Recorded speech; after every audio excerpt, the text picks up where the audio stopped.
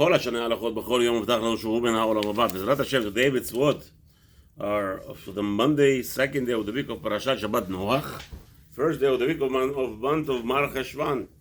Bezat Hashem, we're going to be learning two mitzvot. Mitzvah number 51. If an animal does harm in any aspect, the owner of the animal must pay. As it says in the Torah, we will learn it right now. Bezat Hashem, also mitzvah number 52, prohibition. Once an ox has been ruled as a goring ox, there's a prohibition of partaking of its meat. Bezat Hashem, the mitzvot are sponsored today. לרפואה שלמה לכל חולי עמו ישראל ובכללם לאלה שנפצעו by the Hamas, unfortunately, and also לרפואה שלמה לחיה בת לאה, יוסף חיים ובפרט, חיה בת לאה, יעקב ישראל דניאל בן אנג'לה, וגם אמנון בן בלהה, אמנון בן אסנת, רפואה שלמה לכל עמו ישראל.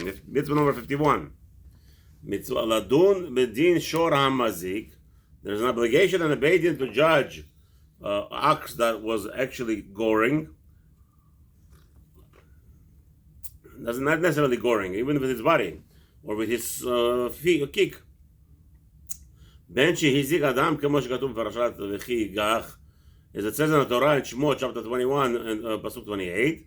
It doesn't matter if it hits a person, as it says וכי ייגח, בין שהזיק ממון, or it damages a monetary value of another person, כמו שכתוב בפרשת וכי ייגוב. So too, the next few psukim, pasuk lamed hey, 25th pasuk, says וכי ייגוב, meaning it harms a property of another person. ועיקר פירושו של ייגוב, what does it mean ייגוב? The Torah tells us ידחוף, meaning push.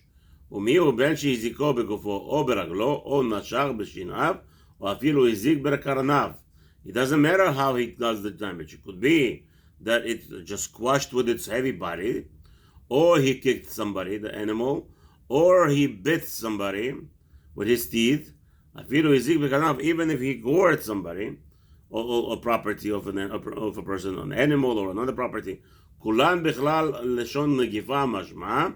All of those are included in the language of negifa, igof.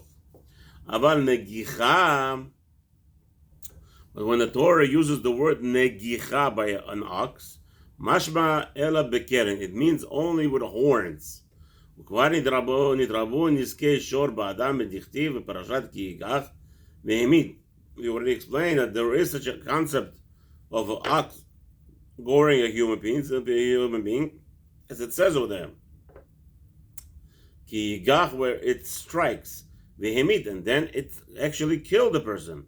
The mashma vehemit mikol makom. Why did it have to say it strikes with a gore, with the horns, and then it tells you and it kills?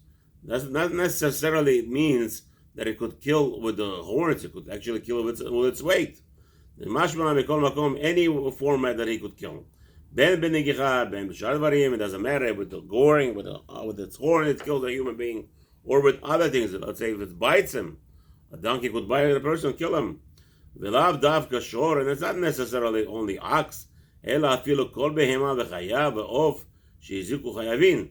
It doesn't matter, anything that belongs to another individual, any format, animal, wild beast, anything, right? All of them are, the owner or whoever owns them will be obligated to compensate the damaged body. Ela but it was a common thing to people to have oxen. Not everybody had a lion, but if somebody has a lion and he lets the lion loose, why go to a lion, a bulldog, a vicious animal? The Gemara says you shouldn't have any. The Shulchan Aruch paskins actually, you shall not have a wild animal in your house. But a person didn't listen, he brings a bulldog into his house. A bulldog is trained to kill a person. It goes right by the neck, could bite somebody and not let go and kill him.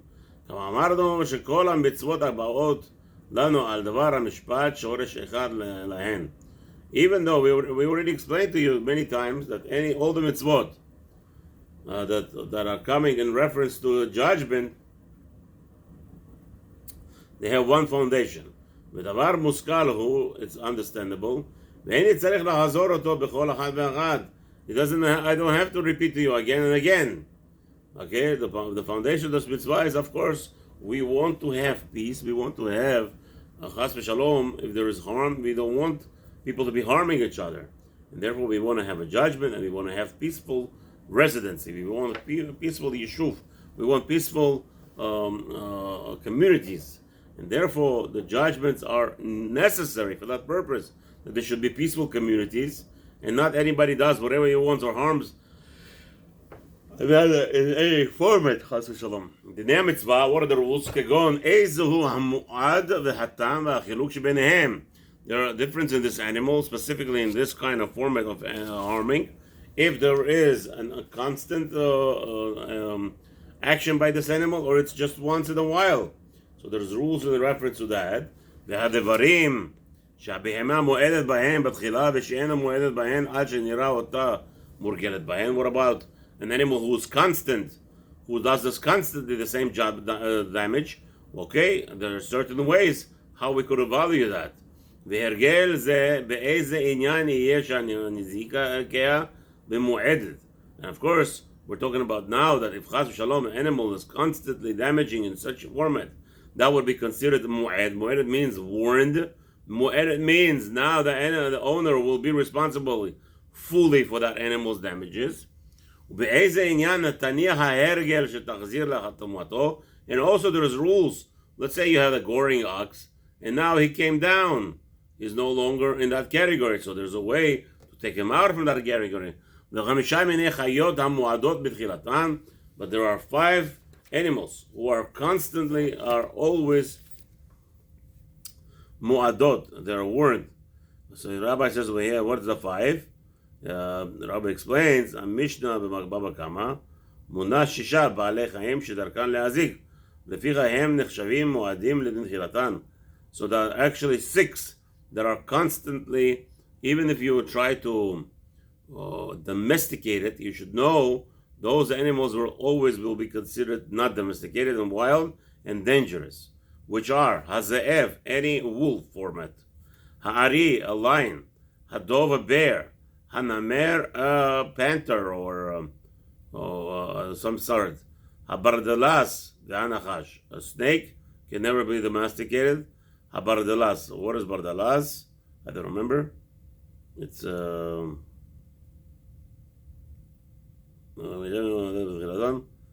מנחת יצחק במפרש שהרבינו אומר כן לשון הרמב"ם. I don't remember what הברדלס is. וכן הנחת שנשך הרי זה מועד. נמצא שהרמב"ם אכן מונה את 6 בעלי החיים, אלא שהוא מפריד בין הנחש לבין 5 בעלי החיים האחרים. יצחק מסביר שייתכן הרמב"ם מונה אותם בצורה כזו, מכיוון שה5 מזיקים בדרכים שונות, היינו נגיחה, נשיכה או דריסה. אוקיי, מה שמזיק בעיקר בדרך אחת. So why there's a discrepancy here between 5 and 6? The discrepancy is that all those other 5 animals could actually damage with their bodies. But Nachash is also could damage it. It recoils around the person and chokes him. I don't know. Rambam says it only damages by eating, by biting. But Nachash is not true. It also swirls around the person. It could choke a person by just by swirling him around. So I don't know how this means. So that would be also negicha. Okay, I don't know. That's something to look in. What's a bardalas? I don't remember. Okay, maybe I'll remember later. The chiluk arashiyot shetazik betohan. What about in which properties the animals harm? Uma nikra avod benizikin, uma nikra toldot. What is considered to be relatively the heads? Avod means the heads of the certain damages, and then there is an offshoot toldot. The chiluk shebenehem be'achat. There's a certain different differentiation between one of them. What about obligation on the owner to go and to see how much obligation he has to watch it, to keep it safe from not to harm other people? So how does a person become obligated through their damages, and how does he not obligated? So all those things will be discussed over there in Baba Kama. ויתר רובי פרטי מבוארים ב6 פרקים ראשונים מן הבבא קמא. So in Baba Kama, The first 6 chapters will be discussing all those types of damages.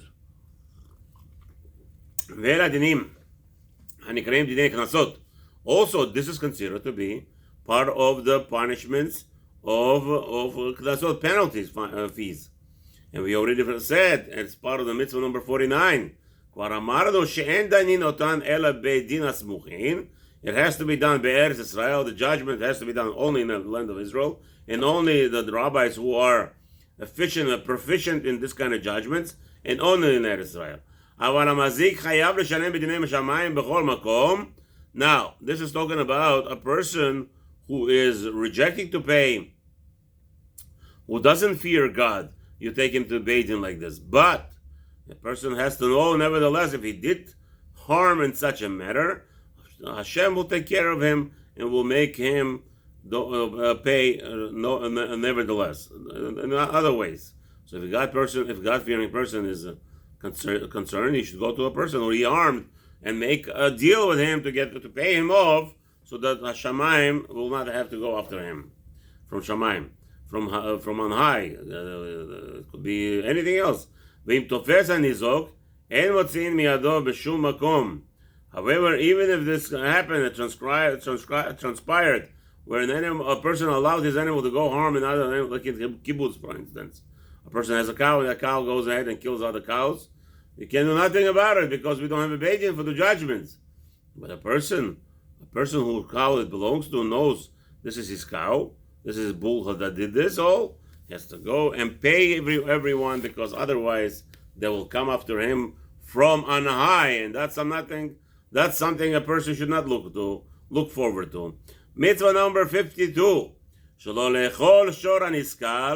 We are prohibited to eat an ox which was declared that it's a goring ox. And if it's declared that it's a goring ox and it killed a human being, the only thing last thing that happened has to happen is for us to kill it with stoning. So now what happened was, this ox was declared to be ready to be stoned, and the owner did something. Let's see. We are prohibited. Once the Beit Din decrees that this animal has to be stoned, we are prohibited to shecht it and eat it. Even though the owner went ahead and brought it to a butcher, and the rabbi made a bracha and made all the ceremonial to make it kosher, and they did it, shechted to vredim, to veins, everything was 100%. They checked the inside of the bull, it was perfect. Animal, but later on they found out that this animal was actually that animal that was the Beit Din had ruled that it's a goring ox that killed a human being. Asur besaro, its meat will be prohibited to be consumed.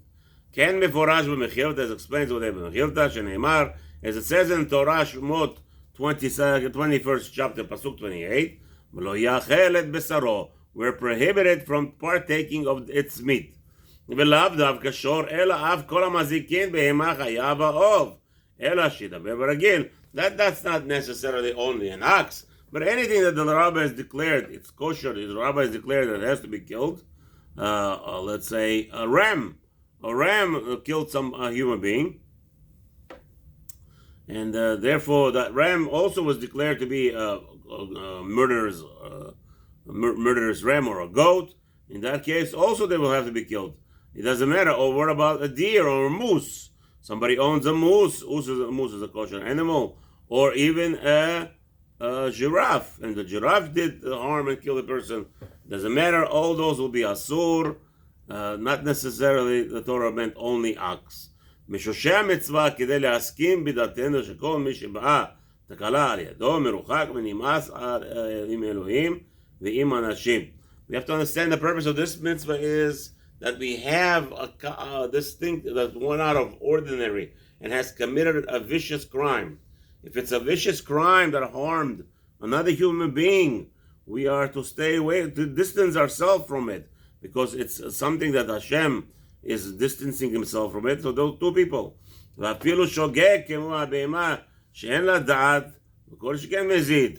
even though an animal doesn't have knowledge, but in there, animal was warned, the owner was forewarned to watch his animal, but he didn't.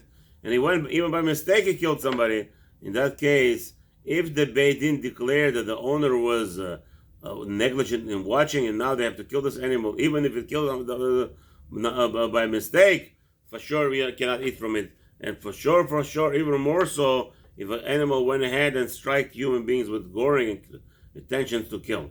That we are to pay attention to this. And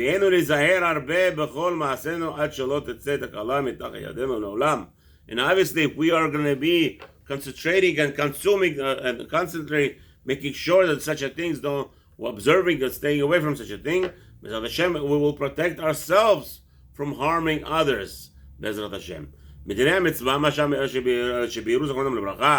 As our sages told us, what's related to this mitzvah, sheben tam ben muad, the difference between an animal that was did it first time or an animal that was repeated offender. Niskal al kol beriya shemimit. If it killed a human being, he will have to be killed. Ben ish o isha o katan o eved. Regardless, it's a man or a woman or a child or even a slave. V'she'en gomrin dino ela b'vnei ba'alav im yesh lo ba'alim. Again, if the animal has an owner, we cannot judge it until the owner appears in the court. But if there is no owner, then a judgment will be passed without anything there, obviously in court, and they will kill it. V'chen ma she'amru, as it says over there, also Bakama, page 41, first side, she'esh zadin harbe she'ashor b'mit ve'eno niskal. There are many such animals, oxen that gore people, but still will not be killed. Over there, again, for instance, just like a shor itztadion, it's called a gladiator shor. A gladiator shor ox, which was trained to kill. In that case, he will not be killed.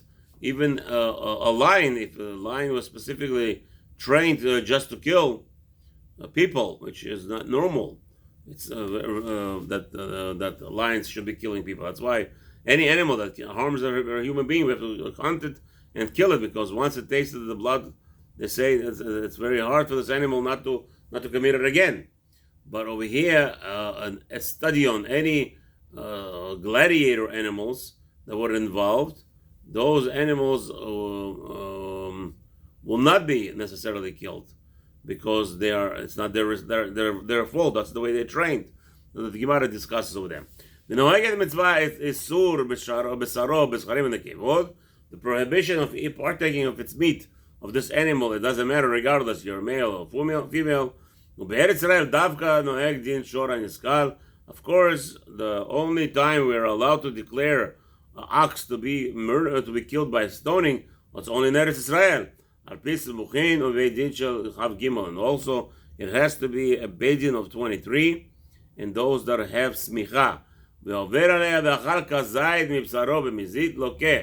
if chas v'shalom, an individual went ahead and ate off this animal on purpose, if he ate more than 28 grams of kazait, he will be lashed 39 times. LaHaShem, have a wonderful day.